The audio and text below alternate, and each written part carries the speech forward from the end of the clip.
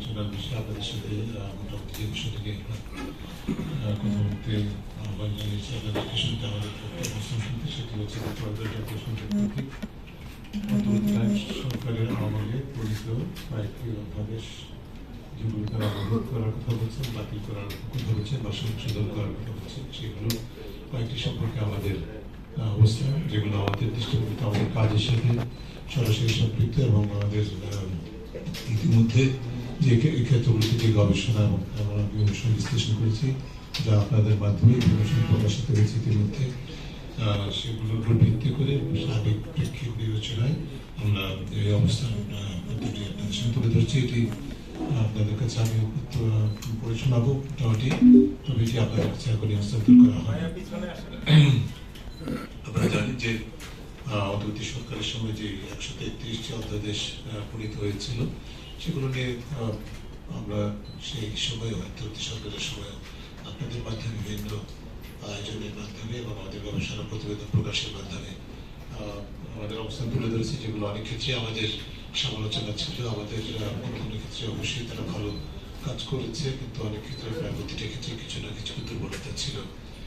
তবে নির্বাচনের প্রেক্ষিতে দায়িত্ব নতুন সরকার এবং জাতীয় সংসদ কার্যক্রম শুরু হওয়ার প্রেক্ষিতে এটি যৌক্তিকভাবে আইনগতভাবে যে দায়িত্ব নতুন সরকার তথা জাতীয় সংসদের উপর অর্পিত হয়েছে, সেটা হচ্ছে 133টি অধ্যাদেশে আইনের রূপান্তরের বিষয়টি সংসদে আলোচনা সাপেক্ষে অগ্রসর হওয়া অত্যন্ত গুরুত্বপূর্ণ কাজ। অবশ্যই জাতির ইতিহাসে যে বিশাল সম্ভাবনা তৈরি হয়েছিল রাষ্ট্র সংস্কারের আমাদের রক্তক্ষেত্র আন্দোলনের মাধ্যমে, তার উপর ভিত্তি করে রাষ্ট্র সংস্কার একটি অন্যতম উপাদান ছিল অন্তর্বর্তী সরকারের হাতে। সেইটির প্রেক্ষিতেই 133টি অধ্যাদেশ প্রণীত হয়েছিল। ওই বিষয়টি আমাদের মনে রাখতে হবে যে রাষ্ট্র সংস্কার যে বিষয়টি, এবং শুরুতে আরেকটি মূলভূতের কথা, সেটি হচ্ছে যে সবগুলো রাজনৈতিক দল যারা সংসদে প্রতিনিধিত্ব করছেন, তারা রাষ্ট্র সংস্কারের মূল চালিকা শক্তি অবশ্যই বলে আমরা মনে করি। আন্দোলনের শক্তি ছাড়া আন্দোলনের বিজয়ী শক্তি দ্বারা আন্দোলনের অংশগ্রহণকারী শক্তি, এবং দেশে যে সুশাসনের অভাব ছিল, দুর্নীতি ছিল, ক্ষমতার অপরাধ ছিল, রাষ্ট্রীয় প্রতিষ্ঠানগুলো করায়ত্ত করা হয়েছিল, স্বৈরতন্ত্র হয়েছিল এবং চোরতন্ত্র প্রতিষ্ঠিত হয়েছিল, তার মূল যে শিকার প্রতিটি দেশের প্রতিটি মানুষ যেরকম একইভাবে যে সংসদে প্রতিনিধিত্ব দলকারী দলগুলো এবং বিশেষ করে সর্ববৃহত্তম অর্থাৎ সরকারি দল, তারা নিজেরাও সেই অনাচার এবং অনিয়ম অধিকার হরণের ভুক্তভোগী। এই বিষয়টিতে তাদের রাষ্ট্র সংস্কার অঙ্গীকার অন্য সকল মানুষের মতো তাদের অঙ্গীকার জোরালো বলে আমরা মনে করি। এবং তার দৃষ্টিভঙ্গি থেকে সেই দৃষ্টিভঙ্গি থেকেই দ্বিতীয় যে বিষয়টি বলবো, সেটি হচ্ছে যে বিশেষ করে যে দলগুলো নির্বাচনের সময় তাদের ম্যানিফেস্টো প্রকাশ করেছে, বিশেষ করে সবচেয়ে বড় দল বিএনপি, যারা বিজয়ী হয়েছে, এবং তাদের এর আগের 31 দফা যে রাষ্ট্র কাঠামো পুনর্গঠন কর্মসূচি, এবং এর প্রেক্ষিতে অবশ্যই সার্বিকভাবে জুলাই আন্দোলনের পরবর্তীতে, জুলাই অভ্যুত্থানের পরবর্তীতে যে জুলাই সনদ প্রণীত হয়েছে, এই প্রতিটি ডকুমেন্টেই কিন্তু পারস্পরিকভাবে সম্পর্কিত অনেক বিষয় আছে, যেগুলোর প্রতিফলন এই 133টি অধ্যাদেশের মধ্যে কোনোগুলোর ক্ষেত্রে অনেক ক্ষেত্রে প্রতিফলিত হয়েছে। কাজে এই বিষয়গুলোর প্রতি সংসদ, জাতীয় সমাজতন্ত্র, আমাদের জাতীয় সংসদ এবং বর্তমান সরকার ক্ষমতাসীন দল বা অন্যান্য দলগুলোর অঙ্গীকার আছে বলে আমরা ধরে নিই। সেই প্রেক্ষিতে আমাদের আজকের অবস্থানপত্রটি এটি আমরা মনে রাখার জন্য সবাইকে অনুরোধ করছি। তো যে 133টি অধ্যাদেশ, তার মধ্যে থেকে যাচাই বাছাই করে জাতীয় সংসদের বিশেষ কমিটি, আপনারা জানেন যে 2 এপ্রিল 2026 গোটা 98টি অধ্যাদেশ আইনে পরিণত করার জন্য সুপারিশ করেছে, যেটি ইতিবাচক সংবাদ, আমরা সাধুবাদ পাওয়ার যোগ্য বলে মনে করছি। এবং এটা বেশ বিশাল একটা কাজ, 98টি অধ্যাদেশ আইন রূপান্তর করা এবং সেটি পর্যালোচনা সেটি সহজ কাজ ছিল না। আমরা স্বাগত জানাই, সাধুবাদ জানাই। এর মধ্যে উল্লেখযোগ্য কয়েকটি আমরা উল্লেখ করছি আমাদের কাজের প্রেক্ষিতে, সুশাসনের প্রেক্ষিতে, বিভিন্ন সরকার ব্যবস্থা প্রতিষ্ঠানের প্রেক্ষিতে। তার মধ্যে অন্যতম হচ্ছে সাইবার সুরক্ষা অধ্যাদেশ 2025, বৈদেশিক অনুদান স্বেচ্ছাসেবামূলক কার্যক্রম অধ্যাদেশ, জুলাই অভ্যুত্থানকারীদের দায় মুক্তি দিয়ে করা যে জুলাই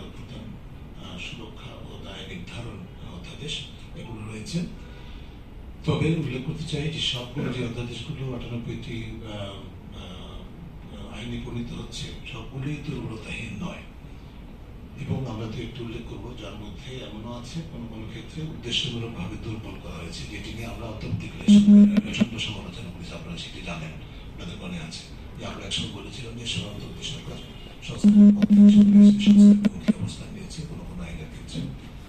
এখানে সেগুলো তার মধ্যে একটি অন্তত আছে আমাদের বিবেচনা, যেটি আসলে খুব মানে দুর্বলতা, প্রচন্ড দুর্বলতা রয়েছে, যেটির মধ্যে যেটি আমরা উল্লেখ করছি সরকারি হিসাবে অধ্যাদেশ 2025, তার মধ্যে তাছাড়া আছে স্থানীয় সরকার সংক্রান্ত 4টি সংশোধনী অধ্যাদেশ এর মধ্যে রয়েছে। সরকারি সমীক্ষা নিরীক্ষা অধ্যাদেশটি বিশেষভাবে উল্লেখ করতে চাই, কারণ এটি সুশাসন প্রতিষ্ঠা, জবাবদিহিমূলক সরকার প্রতিষ্ঠা, বিশেষ করে ফাইন্যান্সিয়াল সেক্টরে এবং দুর্নীতি প্রতিরোধের জন্য অত্যন্ত গুরুত্বপূর্ণ ভূমিকা যে অধ্যাদেশটি। বাংলাদেশে দীর্ঘদিন এই অধ্যাদেশটি অনুপস্থিত ছিল, এই আইনটি হয়নি। পাবলিক অডিট সেটি হয়েছে ইতিবাচক, কিন্তু সেখানে অনেক দুর্বলতা রয়েছে, যেগুলো বিস্তারিত আমাদের কাগজে আছে, এই পর্যায়ে উল্লেখ করতে চাই। সরকারি হিসাবে প্রাপ্য সকল রাজস্ব প্রাপ্তি প্রচলিত আইন বিধি অনুযায়ী নিরূপণ বা সঠিক দেখানো। এই 3টি অধ্যাদেশের ক্ষেত্রে সরকার সরাসরি কোনো টাইমলাইনও ঠিক করেনি, যেগুলো অন্য ক্ষেত্রে হয়েছে, যেটি উদ্বেগজনক, বা ভবিষ্যতে করা হবে, কিভাবে করা হবে ইত্যাদি কোনো ইঙ্গিত আমরা এখন পর্যন্ত পাইনি। দ্বিতীয়ত, জাতীয় মানবাধিকার কমিশন ও দুদক সহ 16টি অধ্যাদেশ পরবর্তী সময়ে এক বা অপসরে আমরা দুর্বা পিছনে হাঁটার একটা অবস্থার মধ্যে চলে গেছি।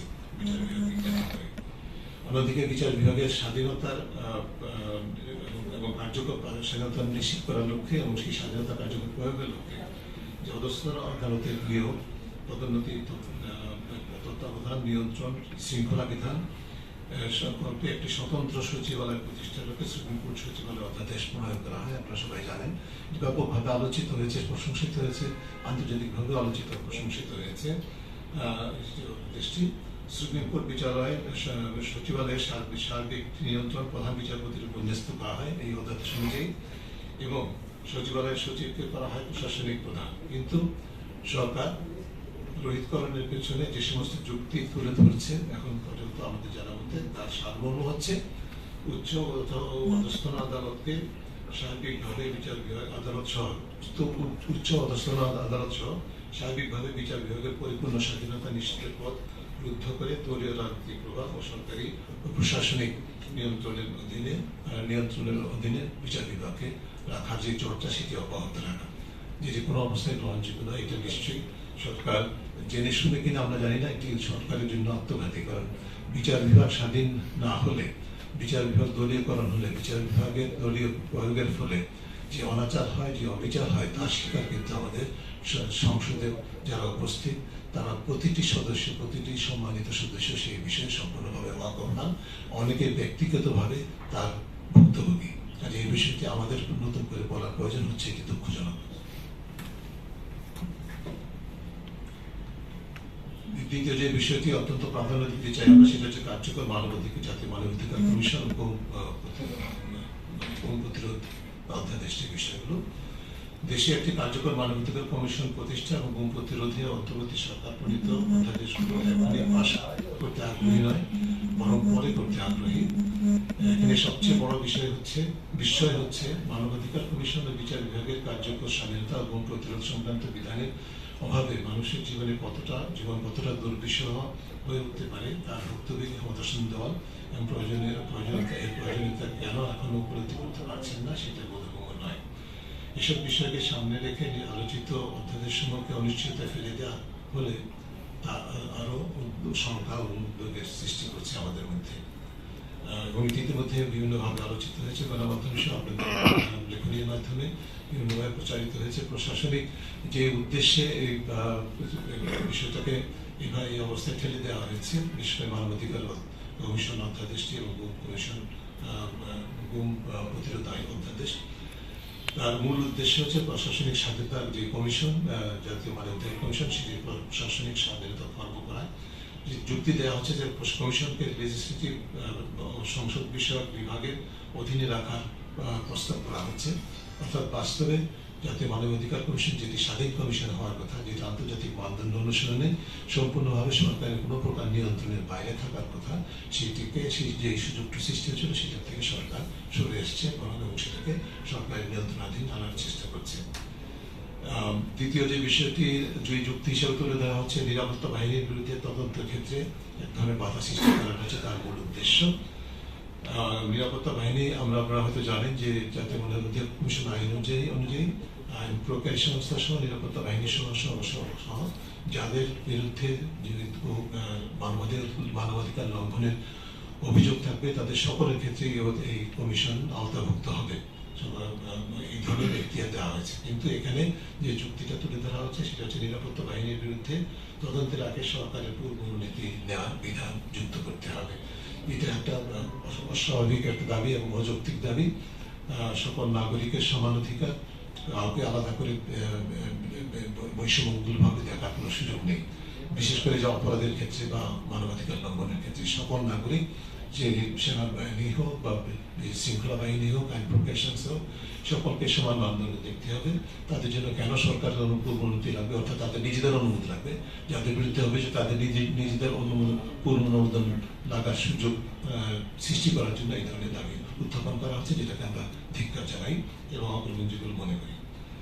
বিচারিক ক্ষমতাকে নির্বাহিত ক্ষমতায় রূপান্তর করার কথা বলা হচ্ছে এবং বিশেষ করে একটা অধ্যাদেশে একটি গুরুত্বপূর্ণ ধারা আছে, সেটা 16 ধারা অনুযায়ী কোনো সরকারি কর্মকর্তা বা নিরাপত্তা বাহিনীর সদস্যকে গ্রেপ্তার করতে হলে আদালতের অনুমতির প্রয়োজন। এটি অত্যন্ত যৌক্তিক এবং আন্তর্জাতিক মানদণ্ডের সাথে সামঞ্জস্যপূর্ণ। এখানে তারা বলতে চাচ্ছেন যে এই ক্ষমতা সরকারের আদালতের হাত থেকে সরিয়ে নিয়ে সরকারের হাতে দিতে হবে, যেটি করে এটা অনেকটা ছেড়ে ফেলার মতো, এটা মামার বাড়ির আবদার। এটি তো হতে হওয়ার কোনো কথা নয়। কেন এটা করবে সরকার এবং সেখানে কেন এই ধরনের ষড়যন্ত্রমূলক দাবির কাছে কেন তারা আত্মসমর্পণ করবে, সেটি আমাদের কাছে বলে উপদেশমূলক নয়। এই সব কিছু মিলে যে বিচার হওয়ার ঝুঁকি সৃষ্টি হয়েছে সেটা হচ্ছে যে জাতীয় মানবাধিকার কমিশন, আপনারা জানেন যে আমাদের আন্তর্জাতিক মানদণ্ডে সর্বনিম্ন পর্যায়ে এখনো ছিল, যদিও এখন কমিশন বোধ নাই বললেই চলে, তার যে অবস্থা আছে সেটি কিন্তু আন্তর্জাতিক মানদণ্ডে সর্বনিম্ন পর্যায়ে আছে। এই অধ্যাদেশটি আইনে পরিণত হবে এবং তদনুযায়ী যদি জাতীয় মানবাধিকার কমিশন কার্যকরভাবে তার দায়িত্ব পালন করতে পারে, তাইলে আমাদের এই কমিশনের এই গ্রেডের উন্নয়নের সুযোগ আছে। সেই সুযোগটাকে আসলে সম্পূর্ণভাবে বিনষ্ট করার ঝুঁকি সৃষ্টি করছে সরকার বা জাতীয় সংসদ। যে কেন করছেন তারা নিজেরা সেই প্রশ্নের জবাব আমি মনে করি পরিষ্কারভাবে জানেন না। যেভাবে দিতে চেষ্টা করছেন সেটা এক ধরনের যে ফাঁকা বলি ছাড়া কিছুই নয়। কয়েকটি পুনর্মূল্যায়ন বা সংশোধন সাপেক্ষে জরুরি ভিত্তিতে সংসদে আইন হিসেবে রূপান্তর করা প্রয়োজন বলে আমরা মনে করি। যার মধ্যে অন্যতম হচ্ছে দুর্নীতি দমন কমিশন সংশোধন অধ্যাদেশ 2025। আপনারা জানেন যে ঘরে বসে বা বিভিন্নভাবে আপনাদের মাধ্যমে আমরা ইতিমধ্যে দুদক সংস্কার কমিশনের প্রস্তাবনাকে অবজ্ঞা করে, অনেক গুরুত্বপূর্ণ সুপারিশ অবজ্ঞা করে অন্তর্বর্তী সরকার যেভাবে দুদক সংশোধন অধ্যাদেশ 2025 প্রণয়ন করেছিল সেটি অগ্রহণযোগ্য ছিল। তা সত্ত্বেও এই আইনটি যতটুকু আছে সেটিকে এখনো সংশোধনযোগ্য অবস্থায় আছে বলে আমরা মনে করি এবং সেইখানে সেই দৃষ্টিভঙ্গি থেকে আমরা মনে করি যেভাবে অনির্দিষ্টকালের জন্য আইনটিকে অধ্যাদেশটিকে ফেলে না রেখে অনতিবিলম্বে সংশ্লিষ্টদের সাথে আলোচনা সাপেক্ষে এই আইনটিকে অধ্যাদেশটিকে আইনে রূপান্তর করতে হবে। যে সকল সুপারিশের ক্ষেত্রে বিশেষ করে বিএনপি সহ সকল রাজনৈতিক দলের সম্মতি সহ জুলাই সনদে অন্তর্ভুক্ত হয়েছে এবং জুলাই সনদের বাইরেও দুদক সংস্কার কমিশনের যে সকল প্রস্তাবে বিএনপি জাতীয় ঐক্যমত্য কমিশনের লিখিতভাবে সমর্থন জানিয়েছে, সেগুলোর আলোকে দুদক অধ্যাদেশটি সংশোধন করে অবিলম্বে সংসদে আইন হিসেবে অনুমোদনের দাবি জানাচ্ছি আমরা। বিশেষ করে একটু সময় দিতে চাই এক্ষেত্রে দুদকের পরিপূর্ণ স্বাধীনতার পাশাপাশি জবাবদিহিতার জন্য সবচেয়ে গুরুত্বপূর্ণ যে কৌশলগত সুপারিশ, যার মাধ্যমে যার উপর ভিত্তি করে একটি স্বাধীন বাছাই ও পর্যালোচনা কমিটির সৃষ্টির বিধান থাকার কথা, সেটি অবজ্ঞা করা হয়েছে। সেটি একটি পর্যায়ে অন্তর্বর্তী সরকারের সংশ্লিষ্ট উপদেষ্টাগণ এবং সংশ্লিষ্ট কর্মকর্তাগণ রাজি হয়েছিল টিআইবির সাথে যে তারা এই বিষয়কে অন্তর্ভুক্ত করবে দীর্ঘ আলোচনার পর, এবং সেটি লিখিতভাবেও তারা সেই টেক্সট বা কি লিখিত হবে সেই বিষয়টি মূল সুপারিশের সাথে সামঞ্জস্যকে অন্তর্ভুক্ত করার জন্য অঙ্গীকার করেছিলেন। তা সত্ত্বেও পরবর্তীতে সেটা থেকে সরকার অন্তর্বর্তী সরকার সরে এসেছে। এই বিষয়টি জানা সত্ত্বেও যে যে বিধানটির কথা আমরা বলছি, সেই বিধানটি সবগুলো রাজনৈতিক দল, বিশেষ করে বিএনপি সম্পূর্ণভাবে একমত হয়েছিল। অর্থাৎ দুদকের জন্য বাছাই ও পর্যালোচনা কমিটি থাকতে হবে, যেটি স্বাধীনভাবে কাজ করবে। এটি রাখা হয়, এটি আমরা মনে করি বাধ্যতামূলক করা দরকার। এছাড়া দুদক অধ্যাদেশে দুদক অপ্রস্তুত অপরাধ উল্লেখিত হলেও একই অনুচ্ছেদে স্ববিরোধী ধারা অন্তর্ভুক্ত করে দায় স্বীকারের নামে আপোষের সুযোগ দিয়ে দুর্নীতি সুরক্ষার জন্য এক ধরনের ফ্ল্যাগগেট তৈরি করেছে, যেটি পরিবর্তন করা দরকার বা বন্ধ করা দরকার। আমরা মনে করি কমিশনের নিয়োগে অভিজ্ঞতার শর্ত 15 থেকে বাড়িয়ে 20 বছর করা হয়েছে, যেটিও দুদক সংস্কার কমিশনের প্রস্তাবনার সাথে সাংঘর্ষিক। বেসরকারি খাতের দুর্নীতিকে আইনে আওতামুক্ত রাখা হয়েছে, যেটি শুধুমাত্র জাতীয় দুদক সংস্কার কমিশনের প্রস্তাবই নয়, বাংলাদেশে জাতিসংঘের আন্তর্জাতিক দুর্নীতি বিরোধী কনভেনশনের সদস্য রাষ্ট্র, তার অংশ হিসাবে এটি বাংলাদেশ বাধ্যতামূলকভাবে করতে আইনে রূপান্তর করতে তারা অঙ্গীকার করেছেন। সেখান থেকে কেন সরে থাকছে সরকার, সেটি আমাদের কাছে বোধগম্য নয়। বিশেষ করে আপনারা হয়তো অনেকেই জানবেন বা জেনেছেন যে ইতিমধ্যে সামনের সপ্তাহে 2 দিন পরে, ইনফ্যাক্ট এই আগামীকাল থেকেই জাতিসংঘের যে কনভেনশন, সেটা রিভিউ কার্যক্রম পর্যালোচনা কার্যক্রম শুরু হচ্ছে। বিদেশি যারা পিয়ার রিভিউ অংশগ্রহণ আসবেন, এই সময়েও এই ধরনের জানা সত্ত্বেও বিশেষ করে আইন মন্ত্রণালয়ের কর্তৃত্বাধীনেই কিন্তু এই আইনটি নিয়ে যেরকম কাজ করা হয়েছে, একইভাবে যে জাতিসংঘের যে কনভেনশন, সেই রিভিউ কার্যক্রমটি আইন মন্ত্রণালয়ের অধীনেই হচ্ছে। তা সত্ত্বেও কেন এই ধরনের অবস্থান থেকে সরকার সরে আসে, সেটা আমাদের বোধগম্য নয়। এছাড়া আরো কয়েকটি সুপারিশের কথা আমরা এখানে উল্লেখ করতে চাই। সংবিধানের 20-2 অনুচ্ছেদ সংশোধন করে, এই বিষয়টিও সকল রাজনৈতিক দলের ঐকমত্য আছে, সংশোধন করে সাংবিধানিক আইনগত ক্ষমতার অপব্যবহারকে অপরাধ হিসেবে ঘোষণা করার এখতিয়ার দেয়া, জাতীয় দুর্নীতি বিরোধী কৌশল প্রণয়ন ও তা বাস্তবায়নের পর্যবেক্ষণের জন্য বিশেষায়িত দুর্নীতি বিরোধী ন্যায়পাল কার্যালয় প্রতিষ্ঠা করা, রাষ্ট্রীয় আইনি ক্ষমতার অপব্যবহার রোধে স্বার্থদ্বন্দ্ব প্রতিরোধ ও নিরসন আইন প্রণয়ন করা, কোম্পানি ট্রাস্ট ও ফাউন্ডেশনের চূড়ান্ত মালিকানার স্বচ্ছতা বা বেনিফিশিয়ারি ওনারশিপ ট্রান্সপারেন্সি আইন প্রণয়ন উপযুক্ত উন্মুক্ত রেজিস্ট্রারের মাধ্যমে প্রকাশের বিধান যুক্ত করা। আপনাদেরকে 1 মিনিটে একটুখানি হাফ এ মিনিটে বলছি আমরা কেন এই আইনটির কথা গুরুত্ব দিচ্ছি। তার কারণ হচ্ছে বাংলাদেশে যে ব্যাংকিং খাত সহ বিভিন্ন আর্থিক খাতে যে লুটপাট হয়েছে, তার অন্যতম মাধ্যম ছিল যে মালিকানার গোপনীয়তা, মালিকানার স্বচ্ছতা, চূড়ান্ত মালিকানার স্বচ্ছতা না থাকার কারণে সেই সুযোগে একই ব্যক্তি একাধিক কোম্পানি গঠন করে তার মাধ্যমে জালিয়াতির মাধ্যমে অর্থ পাচার করেছে, যেটি এই প্রতিরোধ করার অন্যতম উপায় হচ্ছে এই আইনটি প্রণয়ন করা, অর্থাৎ বেনিফিশিয়ারি ওনারশিপ ট্রান্সপারেন্সি অ্যাক্ট, এবং তার উপর ভিত্তি করে একটা উন্মুক্ত রেজিস্টার আপনার আমার সকলের জন্য সেটা অ্যাক্সেসিবল হবে।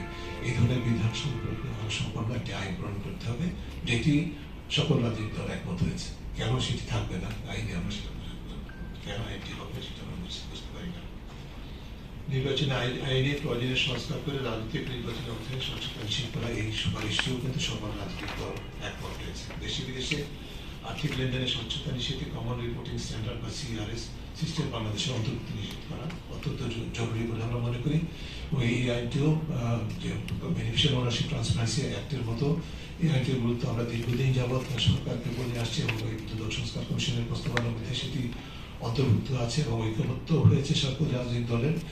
এর মাধ্যমে যে অর্থ পাচার হয়, অর্থ পাচার পর ফাঁকি হয়, সেটাকে প্রতিরোধ করার অন্যতম উপায় হবে যদি আইনটি আমরা এই সিস্টেমে যদি আমরা অন্তর্ভুক্ত হতে পারি। এছাড়া ওপেন